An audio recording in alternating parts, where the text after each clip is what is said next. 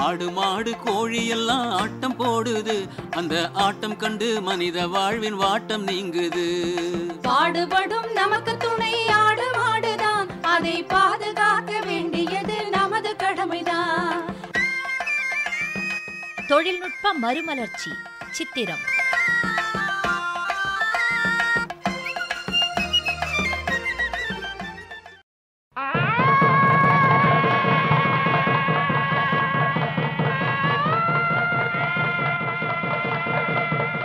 பரவாயில்லையே பேச்சம்மா, உன் பையனுக்கும் பண்ணையார் வீட்டு பொண்ணுக்கும் நல்லபடியா கல்யாணத்தை முடிச்சு வச்சுட்டியே நீ.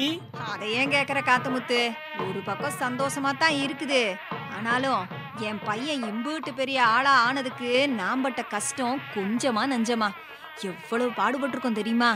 இதே பண்ணையாரு ஒரு வருஷத்துக்கு முன்னாடி என்ன சொன்னாரு தெரியுமா உனக்கு?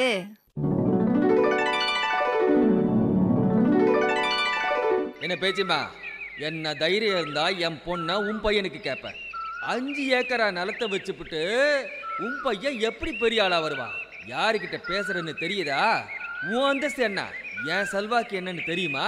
ஐயா, என் மகன் டவுனுக்கு போய் கால்நடை டாக்டருக்கு படிச்சுட்டு வந்திருக்கான் ஐயா. நல்லா வெள்ளாம பண்ணுவான், ஒருங்கிணைந்த பண்ணையும் பண்ண போறான். அதான்யா அவன் பெரிய ஆளா வருவான்னு எனக்கு நல்ல நம்பிக்கை இருக்குது. எனக்கு அந்த நம்பிக்கை எல்லாம் கிடையாது. உனக்கு 1 வருஷம் டைம் தரேன். அதுக்குள்ள உன் பையனை பெரிய ஆளாக்கி எனக்கு நேகரா வர சொல்லு. அப்புறமா நான் அவனுக்கு என் பொண்ணை கொடுக்குறேன். இதுதான் என் முடிவு, இதுல மாற்றம் கிடையாது. என்னையா பெரிய செல்வாக்கு அந்தஸ்து? இன்னும் ஒரே வருஷத்துல ஏன் மகனை உங்களுக்கு சமமா உயர்த்தி காட்டுறனா இல்லையான்னு நீங்க பாருங்க. அவனும் பணம் காசு சம்பாதிச்சு பெரிய ஆளா ஆகுறானா இல்லையான்னு நீங்க பாருங்களேன். அவனை பண்ணையில பாடுபட்டு பணம் காசு சம்பாதிச்சு பெரிய ஆளா ஆக்கி காட்டு. அடுத்த வருஷம் கல்யாணத்தை நானே ஜாம் ஜாமுன்னு நடத்தி காட்டுறேன். இப்படி பண்ணையாரு போட்ட சவால்ல தான் நானும் என் மகனும் ராப்பகலா உழைச்சு இன்னைக்கு இந்த அளவுக்கு முன்னேறி இருக்கிறோம்ப்பா. 2 ஏக்கரா நிலம் கூட வாங்கி இருக்கிறோம். அதான் பேச்சியம்மா, பண்ணையாருக்கு சமமா எப்படி உன்னால முன்னுக்கு வர முடிஞ்சது? ஆச்சரியமா இருக்கு எனக்கு. முதல்ல கினி கோழி வளர்க்க ஆரம்பிச்சோம். அதை பத்தி தெரிஞ்சுக்க தமிழ்நாடு கால்நடை மருத்துவ அறிவியல் பல்கலைக்கழகத்தோட துணைவேந்தர் அவங்கள போய் பார்த்தோம். அவங்க சொன்னாங்க, பிரபாகரன், இந்த கினிக்கோழிகள் 40-50 ஆண்டுகளாக புறக்கடையில் அழகுக்காகவும் காவலுக்காகவும் வளர்க்கப்பட்டு வருகின்றன. தற்போது இறைச்சியை வழங்கக்கூடிய ஒரு குறிப்பிட்ட ரகமாக உருவெடுத்துள்ளன. இந்த கினிக்கோழியினுடைய இறைச்சி என்பது ஒரு மாறுபட்ட சுவையோடு, அதாவது கேம் ஃப்ளேவர் என்று சொல்வார்கள், வனப்பறவைகளிலே காணப்படுகின்ற இறைச்சியினுடைய ஒரு சுவை இந்த கினிக்கோழியினுடைய இறைச்சியிலும் காணப்படுவதனால் கினிக்கோழி இறைச்சிக்கு என்று ஒரு தனியே ஒரு மகத்துவம் இருப்பதாக மக்கள் கருதி கினிக்கோழி இறைச்சிக்கென ஒரு சந்தை உருவாகி வருகிறது. அதனை கருத்தில் கொண்டு சற்று வேகமாக வளர்கின்ற ரகமாகவும் அதிக எண்ணிக்கையில் குஞ்சுகளை உற்பத்தி செய்யக்கூடிய ரகமாகவும் கினிக்கோழி ரகத்தை உருவாக்க ஆராய்ச்சி மேற்கொள்ளப்பட்டது. சுமார் 15 ஆண்டு காலம் அறிவியல் ரீதியாக தெரிவு செய்யப்பட்டதன் விளைவாக ஒரு புதிய கினிக்கோழி ரகம் உருவாக்கப்பட்டது. இந்த கினிக்கோழி ரகமானது நந்தனம் கினிக்கோழி 1 என்ற பெயரில் ஒரு புதிய ஆராய்ச்சி வெளியீடாக பல்கலைக்கழகத்தின் மூலமாக வெளியிடப்பட்டது. இந்த கினிக்கோழி ரகத்தினுடைய சிறப்பு என்னவென்றால், சுமார் 12 வார கால வயதில் 900 முதல் 1000 கிராம் அளவுக்கு எடையை எட்டக்கூடியது. பொதுவாக கினிக்கோழிகள் சீசனல் பிரீடர்ஸ், அதாவது ஒரு குறிப்பிட்ட பருவ காலத்தில் தான் முட்டையிடும் என்று சொல்வார்கள். இந்த கினிக்கோழி ரகம் வழக்கமான அடிப்படை ரகங்களிலிருந்து மாறுபட்டு ஆண்டு முழுவதும் முட்டைகளை உற்பத்தி செய்யக்கூடியதாக இருக்கும். கிட்டத்தட்ட 165லிருந்து 180 முட்டைகள் வரை சராசரியாக இடக்கூடியதாக இருக்கும். நாங்கள் மேற்கொண்ட களப்பரிசோதனைகளில் ஒரு சில இடங்களில் இந்த ஆண்டுக்கு இடப்படுகின்ற முட்டையின் எண்ணிக்கை 210ஐயும் கூட தாண்டி இருக்கிறது என்பது ஒரு குறிப்பிடத்தக்க அம்சமாகும். இது இந்தியாவில் வேறு பல்கலைக்கழகங்களில் அல்லது வேறு மையங்களில் வளர்க்கப்படுகின்ற எந்த ஒரு கினிக்கோழி ரகத்தினுடைய முட்டை உற்பத்தி திறனை விட மிக அதிகமானது என்பது குறிப்பிடத்தகுந்தது. நம்ம கறிக்கோழியை விடவும் முட்டைக்கோழியை விடவும் அதிக நோய் எதிர்ப்பு திறன் வாய்ந்தது.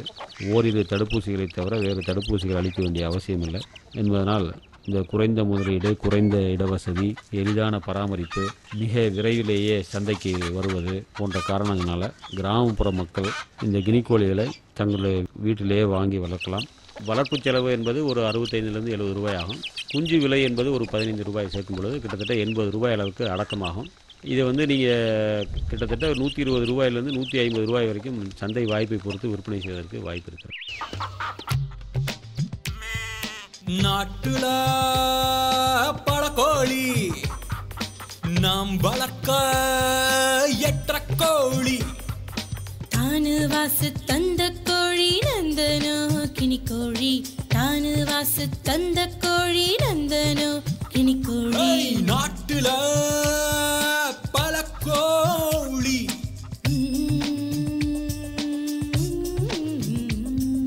புறக்கடை வளர்ப்புக்கும் புரதச்சத்து தேவைக்கும் பொருளாதார மேன்மைக்கும் புது புது ரக கோழி.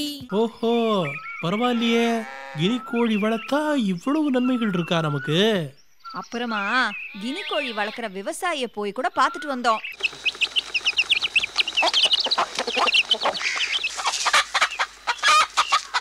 என்னுடைய பேர் வந்து பி சத்தியமூர்த்தி, கெங்கநாயக்கன்பாளையம். இந்த நந்தனா 1 கினிக்கோழிங்கிறது வந்து ஃபஸ்ட்டில் ஒரு குறைவான ஒரு எண்ணிக்கையில் வாங்கி நாங்கள் ஸ்டார்ட் பண்ணோம். 5 கோழி பெட்டை கோழிக்கு ஒரு சேவல் வீதம் வந்து நம்ம விடணும். 90 நாள் டு 100 நாளில் வந்து 1 300 டு 1 400 வரைக்கும் அதனுடைய எடை கிடைக்கும் நம்மளுக்கு. 3000 கினி வச்சுருக்குறோம். இப்போ வந்து 3 சதுர அடி பரப்பளவில் ஒரு கினி. அதன் வீதம் நம்ம வந்து கணக்கு பண்ணி விட்டுடலாம். அதில் வந்து 5 பெட்டை கோழிக்கு ஒரு சேவல் வீதம் நம்ம விடணும். 90 கிராம் ஃபீடு வந்து உட்கொள்ளும். இதில் வந்து சரியான தீவனம், அதுக்கு தேவையான தீவனத்தை நம்ம பல்கலைக்கழகத்தின் ஆலோசனையின்படி கொடுக்கணும். நம்ம வந்து எந்த தீவனம் எப்படி வேணாலும் அதுக்கு கொடுத்தோம்னா முட்டை வைக்கிறதுக்கு வாய்ப்பு வராது, குஞ்சு பொரிக்காது, பலவிதமான பிரச்சனைகள் அதில் இருக்குது. நம்ம சரியான அணுகுமுறையில் கொடுக்கணும். அதை தோட்டத்தேரியில் பூச்சி புழுக்கள் அதெல்லாம் வரும், அதையெல்லாம் சாப்பிட்ரும். ஸோ அந்த ஏரியா வந்து சுத்தமாக வச்சுருக்கோம். புது ஆட்கள் யார் வந்தாலும் அது நல்லா சவுண்டாக சத்தம் விடுது. அதனால் நிறைய எஸ்டேட்டு அந்த மாதிரி பகுதிகளில் வந்து 10 5 வாங்கி வளர்த்துறாங்க. விவசாயிகளுக்கு வந்து இதை வாங்கி வளர்த்துடலாம். விற்று வளர்க்குறதுனால வேலை வாய்ப்பு அதுக்குது, அவங்களுடைய வாழ்வாதாரம் நல்லா கூடுது. குறைஞ்ச செலவுல கூடுதலா இடம் கிடைக்கும். ஏழை மக்களுக்கு ஏற்றம் தரும் கினிக்கோழி. ஏழை மக்களுக்கு ஏற்றம் தரும் கினிக்கோழி.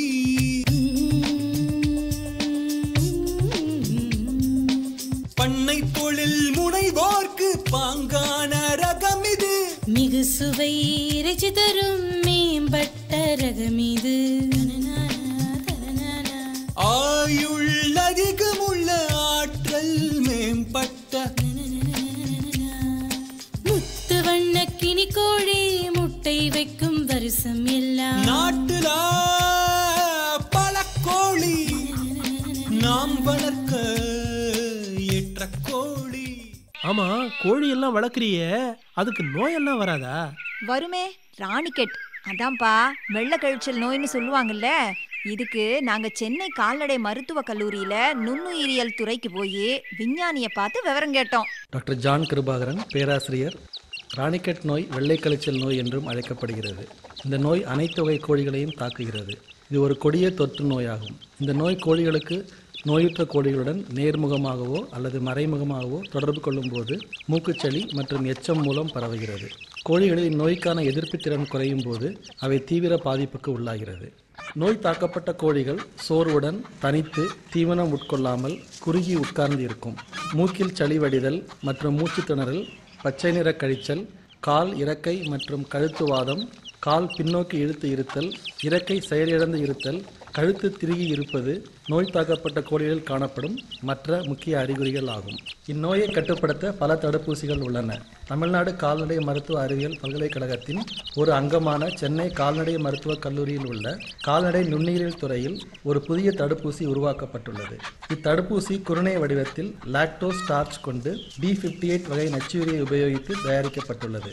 இந்த நச்சுயிரி மிகவும் வீரியம் குறைந்த வகையை சார்ந்ததாகும் மற்றும் இந்த நச்சுயிரி ஆய்வகத்தில் வெப்பநிலை முறைப்படுத்தப்பட்டதாகும். எனவே இந்த தடுப்பூசியை எளிதாக கிராமப்புறங்களில் உள்ள வீடுகளில் சேமிக்கலாம். முக்கியமாக இந்த தடுப்பூசி புறக்கடையில் வளர்க்கப்படும் நாட்டுக்கோழிகளுக்காக தயாரிக்கப்பட்டுள்ளது. இந்த தடுப்பூசியை கோழிகளுக்கு தீவனம் அளிப்பது போன்று அளிக்கலாம். தடுப்பூசியை ஒரு தட்டிலோ அல்லது காகிதத்திலோ பரப்பி வைத்தால் கோழிகள் அவற்றை உணவு உண்பதை போன்று எடுத்துக்கொள்ளும். மாற்று முறையாக ஒவ்வொரு கோழியையும் பிடித்து அவற்றின் வாயில் 1 அல்லது 2 குருணைகளை அளிக்கலாம். ஒரு கோழி குறைந்தபட்சம் 2 குருணைகளை எடுக்க வேண்டும். அதற்கு மேல் எடுத்தாலும் கோழிகளுக்கு ஒன்றும் ஆகாது. ஆடுவோமே கும்மி ஆடுவோமே ஆனந்த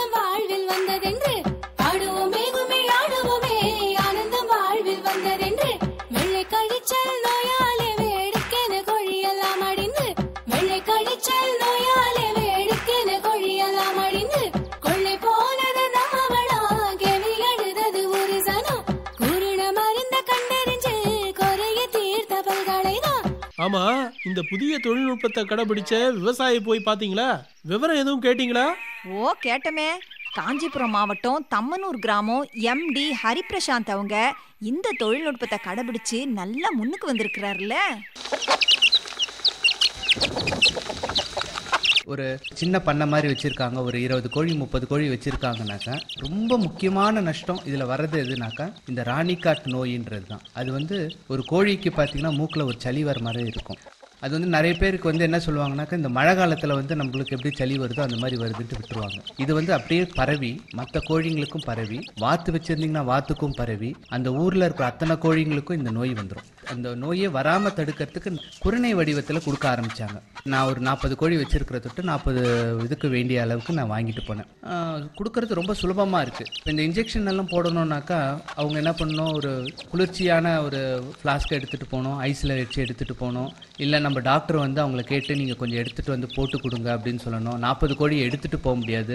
அவங்க வந்து நம்ம பண்ணைக்கு வந்து போடுறது கஷ்டம். இந்த மாதிரியெல்லாம் நடைமுறை சிக்கல்கள் நிறைய இருந்துச்சு. இந்த குருணை வடிவத்தில் வந்ததுலேருந்து எனக்கு என்ன ஒரு பெரிய வரப்பிரசாதம்ட்டு சொல்லணும். ஏன்னா இதை வந்து ஒரு சின்ன டப்பாவில் வந்து அடைச்சி கொடுத்துட்றாங்க. அது வந்து இப்போ சின்ன சின்ன அந்த நம்ம வெள்ளைச்சோளம்னு சொல்லுவாங்க இல்லையா, அந்த சைஸில் இருக்கிற தொட்டு அந்த நாங்கள் ஈஸியாக எடுத்துகிட்டு போயிடுறோம். அது மட்டும் இல்லாமல் இப்போ யாராவது வந்து 2 கோழி வச்சுருக்காங்க கேட்கும் போது அவங்களுக்கு இதை எடுத்துகிட்டு போய் கொடுத்து நீங்கள் கொடுத்துங்க ஒன்றும் ஆகாதுன்னு சொல்கிறோம். இது யார் ஒன்றா கொடுக்கலாம். அது அந்த ஊசி போடுறது டாக்டர் தான் வந்து போடணுமா இருந்துச்சு. ஆனால் இது வந்து அந்த விவசாயியே வந்து கோழிங்களுக்கு வாயில் 2 குருணையை போட்டுட்டோம்னாக்கா அது வந்து சரியாக போயிடுது. அது ராணிக்காட் நோய் வரத்துக்கு முன்னாடியே வந்து அது தடுத்துக்கிற தொட்டு என்னை பொறுத்த வரைக்கும் இந்த குருணை வடி வந்து மிகப்பெரிய வரப்பிரசாதம். இதுக்கு வந்து நம்ம செலவுன்றது ஒன்றுமே கிடையாதுங்க. நம்ம கொடுக்குற அதில் எல்லாமே லாபம் தான். ஒரு கோழி வாங்கும் போது வந்து ஒரு நாள் குஞ்சோ இல்லை ஒரு மாத கோழியோ வாங்கும் போது ஒரு 40 ரூபாயிலேருந்து 50 ரூபாய் செலவாகுது. அதோட சரி நம்ம வந்து மருந்து மாத்திரைன்றது எதுவும் கொடுக்கறதில்ல. மருந்துன்ட்டு பார்த்தீங்கன்னா இந்த வேக்சினேஷன், அதாவது ராணிக்காட்டு தடுப்பு குருணையை மட்டும்தான் நாங்கள் கொடுக்குறோம். மற்றதெல்லாம் எதுவும் இல்லாத தொட்டு எங்களுக்கு வந்து இதில் லாபம் தான் இருக்கே தவிர நஷ்டன்றது எதுவும் இல்லை.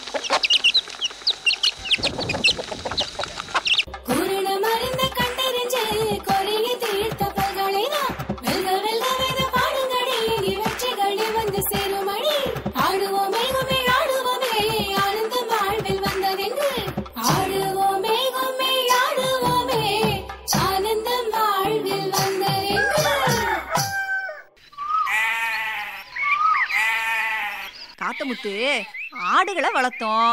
ஆனா குடற்புழு தொந்தரவு அதிகமா இல்ல இருந்துச்சு. அட இவ்வளவு தானமா? இதுக்கு குடற்புழு மருந்து கொடுக்க வேண்டியதானே? இப்போ புதிய தொழில்நுட்பம் ஒண்ணு வந்திருக்குதுப்பா. குடற்புழு மருந்து கலந்த தாது உப்பு கட்டி. இத பத்தி நாங்க சென்னை கால்நடை மருத்துவக் கல்லூரி டாக்டர் P மதியழகன் அவங்க கிட்ட தான் விவரத்தை எல்லாம் கேட்டு தெரிஞ்சுக்கிட்டோம். இப்போ செம்மறி ஆடு வெள்ளாடு குடலில் இந்த உருண்டை புழுக்கள் வந்து ரொம்ப பெரிய பாதிப்பை உருவாக்கக்கூடியது. விவசாயிகளுக்கு நட்டத்தை உருவாக்கக்கூடியது. எப்படி பாதிப்பு வருதுன்னா, உற்பத்தியை பாதிக்குது, இனப்பெருக்கத்தை பாதிக்குது, அப்புறம் குட்டி பிறந்த பிறகும் குட்டிங்களையும் பாதிக்குது. இப்போ உடல் எடை குறைஞ்சி போகுது இந்த புழு வர்றதுனால.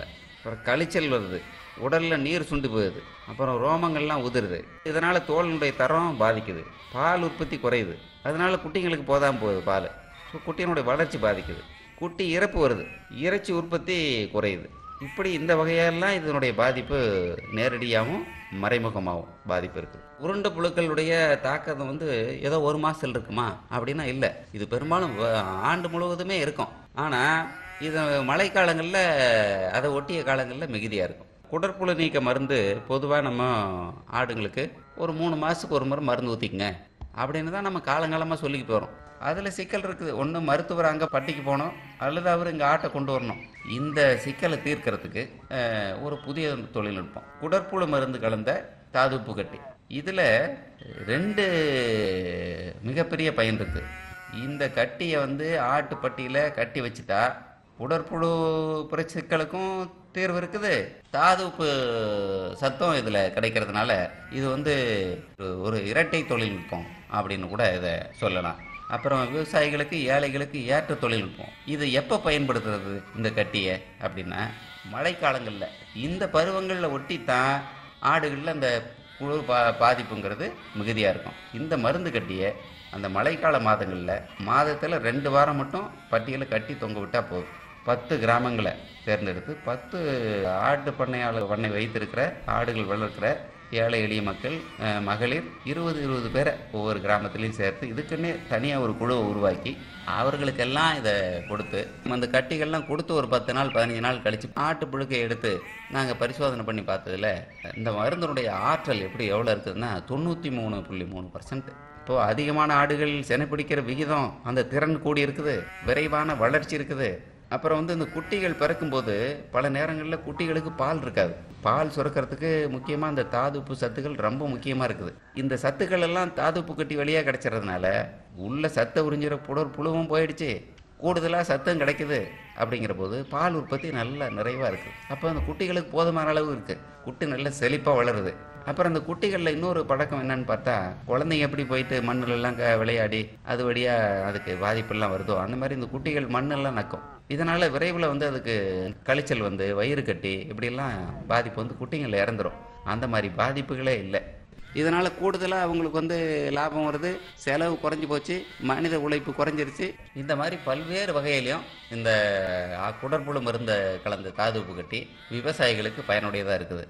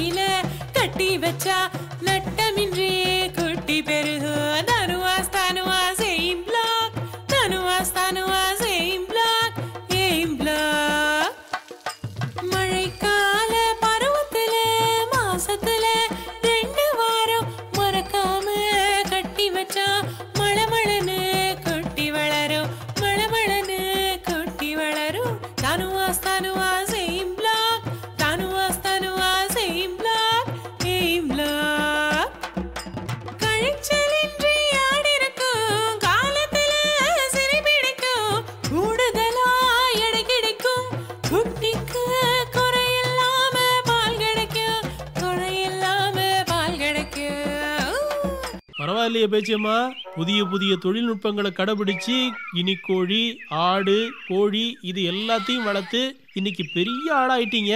பண்ணையார் விட்டு பொண்ணையும் உன் பையனுக்கு கட்டி வச்சுக்கிட்ட நீ நினைச்சது மாதிரியே. இவ்வளவு தூரம் நாங்க முன்னேறதுக்கு காரணம் தமிழ்நாடு கால்நடை மருத்துவ அறிவியல் பல்கலைக்கழகத்தோட புதிய கண்டுபிடிப்புகள், புதிய தொழில்நுட்பங்கள், புதிய ஆராய்ச்சிகள் தான்ப்பா. அவங்கள நான் மறக்கவே முடியாது. ஆமாம் பேச்சியம்மா, புளியடி சுவாமி கோயிலுக்கு பக்கத்துல 2 ஏக்கரா நிலம் வேற வாங்கி இருக்கிறதா சொன்னியே, அதுல என்ன பண்ண போறியா நீ? ஓ அதுவா, அந்த நிலத்தை நான் பல்கலைக்கழகத்துக்கு ஆராய்ச்சி செய்யறதுக்காக கொடுக்க போறேன்.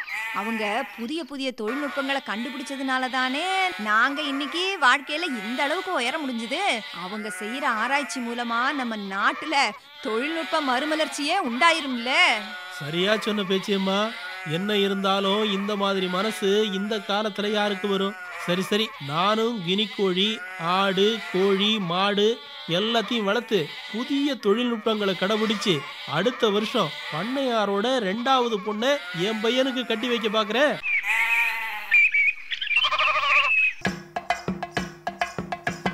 நேயர்கள் இதுவரை கேட்டது தொழில்நுட்ப மறுமலர்ச்சி சித்திரம். அமைப்பு ராகவ ராஜகோபால், எஸ் முருகேசன். கால்நடையை செல்வம் என்று எழுதி வச்சாங்க, அதை கவனமாக பார்த்துக்கோன்னு சொல்லி வச்சாங்க. தாயை போல பிள்ளை போல பழகிட வேண்டும், நாம தாராளமாய் அதுகளுக்கு உதவிட வேண்டும். ஆமாமோய், ஆடு மாடு கோழி எல்லாம் ஆட்டம் போடுது, அந்த ஆட்டம் கண்டு மனித வாழ்வின் வாட்டம் நீங்குது. பாடுபடும் நமக்கு துணை ஆடு மாடுதான், அதை பாதுகாக்க வேண்டியது நமது கடமைதான்.